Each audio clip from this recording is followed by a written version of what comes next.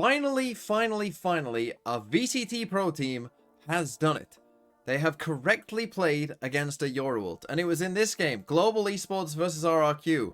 And I know that this was a thing that came from Global because I happen to know their head coach, and he confirmed to me that yes, anytime RRQ were using a Euroworld, he felt very similarly about how you should deal with these Euroworlds. And to give you an idea of what I'm talking about, first let's take a look at an example of RRQ using a Euroworld and finding massive value from it. When you look at all the stats and statistics, he's top in the charts, and you can tell in game as well what he's capable of. He's going to put the mask on, go for a journey, try to figure out what he can, trying to find that drone, but isn't able to with Sylvan. TP's behind him. He didn't see that. Didn't really matter. Rolling Thunder hit him.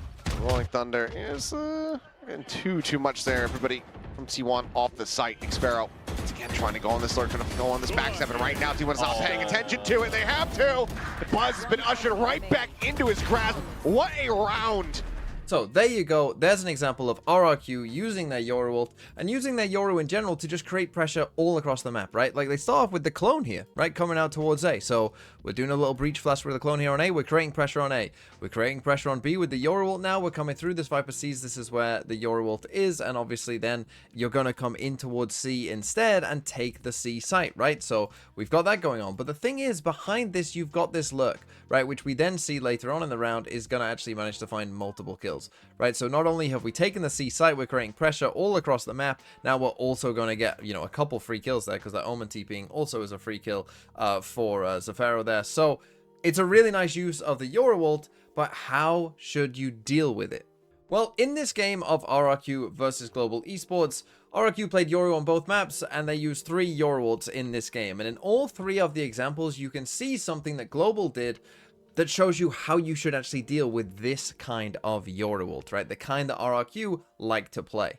So let's start off with this round, round number 6 here, which in this one, RRQ are on the attack. We see the Euro out there towards B, right? Our GE are playing double Sentinel here, so they've already got the wall up on C, so they do start to come over towards B. And now we Euroworld, right? So you've just seen this Euro on the drone, right? You know he's out towards B. You know he's going to be running in this way. Right, okay, so RRQ, they're running in that way. So how do we deal with this Euroworld and not get cooked like we just saw T1, right?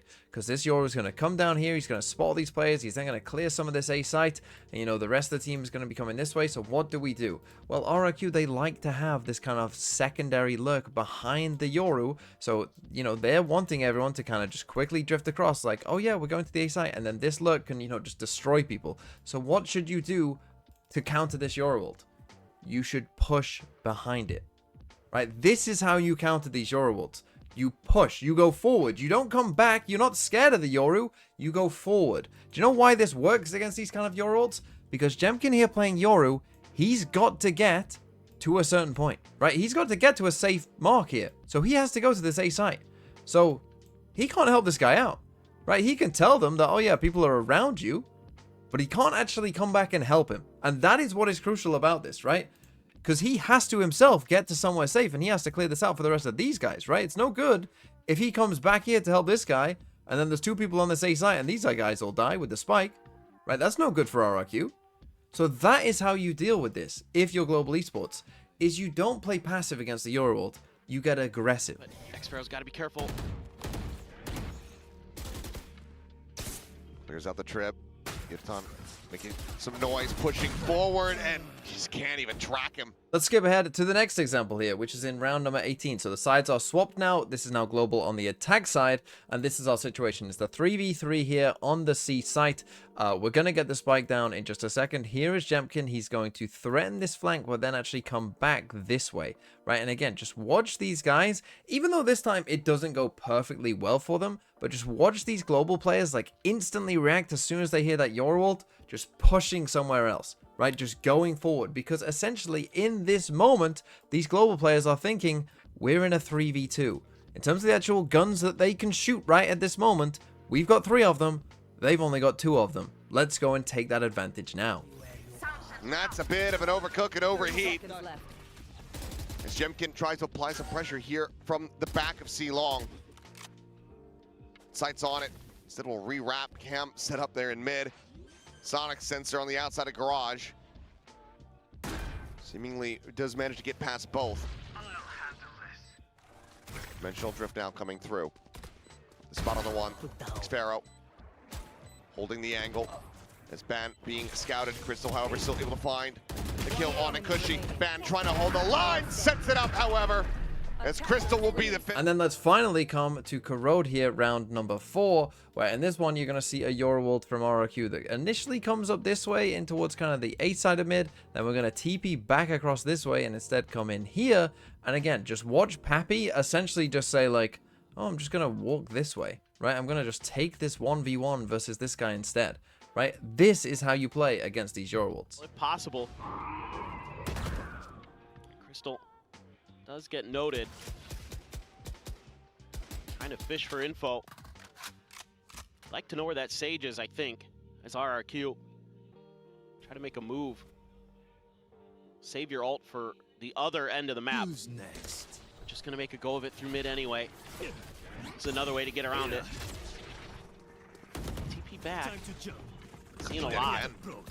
He's seeing a lot, but Oh, he got paranoia. exit out of it, and oh my god, that timing on the smoke. He's still able to find a kill, Jimkin does. So again, this all follows a similar pattern for RRQ. And it's not just RRQ that do this, by the way. There is a ton of teams. G2, Sentinels, most teams that run Yoru do these kind of Yoruworlds. This is the meta way of using a Yoruworld, right? Which is to, you know, pressure one side, get some info somewhere, and then, you know, kind of do a kind of split, essentially, with the Yoru on the weak side of that split, right? So we'll see it here, right? Because again, RRQ, they're trying to create pressure presence all over the map, right? So you're just, as the defenders, you're like, what's going on, right? We're prowlering in here, right? We're sending some pressure in towards A. We've got the Viper wall on A as well, right? We're making it seem like that's where the pressure's coming in. Then if you think about this Yoruwalt coming in, it's like, okay, he's Yoruwalting, and I'm hearing a flash going short. Oh, they're going for the A split Yoruwalt, right? Like, you know, they're coming to Yoruwalt and the rest of the team is in A, and now he's coming down this way, right? Because again, this is what, you know, teams like to do. They like to use the Yoru to clear out kind of one part whilst the rest of the team goes the other way,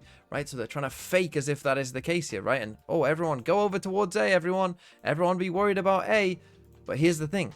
Pappy, when he hears this TP in particular, now knows that, hey, the Yoruwalt is by me, right? So the TP then comes across here. So look, he instantly just steps up because he knows that this is only going to be like max one player. So he just steps up and just takes this fight. And the thing is, this guy isn't really maybe that ready for a fight, right? He's not really ready for Pappy to be there. His timing on this is excellent as well, right? Like, as he's TPing here, the Yoru, that's when he kind of steps forward into this. It's too kind of late for Kushi, for Jemkin to really help him. And again, Jemkin can't really help him. That is the crucial point here as well, right? Jemkin can't waste time like, oh, don't worry, I'll stick around and do double flashes for you so you can win this fight. He doesn't have time. Because if he does all that, well, then he's not going to have time to actually get to the site and clear any of that out. I mean, just the way that this goes, right? Jemkin wastes just a bit of time kind of looking there at Pappy and being like, oh, that's going on. You see now, because of the Yoruwalt nerf, he already doesn't have time, right? Like, this isn't well timed from RRQ here where they end up, you know, team flashing themselves. Right, so this is the crucial thing. When you're playing against Yoruwalts like this, you must do this. Because there's just not going to be a whole team behind it a lot of the time. Right? It's just not how most people use Yoruwalts. And so by being aggressive behind it instead, you're just in a 5v4. Right? Yeah, you'll still probably have to give up some space. Yeah, because you don't want to, you know, get flashed and killed by that Yoru. Great little double swing there from Global Esports. But the thing is, you'll at least be in a good spot. Right? It's no good. You know, if Pappy plays this a different way when they come in for this Yoruwalt and he just backs off, well, then you've just lost all of mid, and now they're just done a perfect B-split on you. And now you're in a terrible position, right? You got a ton of space to retake, and these guys, because they have put pressure over towards A, these guys rotate, it's going to take forever as well, right? So when you're playing against Yoruwalts, do what Pappy does here, get pushing behind it. If you see that Yoru, push behind him, because the way that most teams use Yoruwalts, particularly if they're coming in mid, there's only going to be max one player there. And at least, even if there's no one behind it, right? At least you've still got that space. You haven't lost that space for the retake.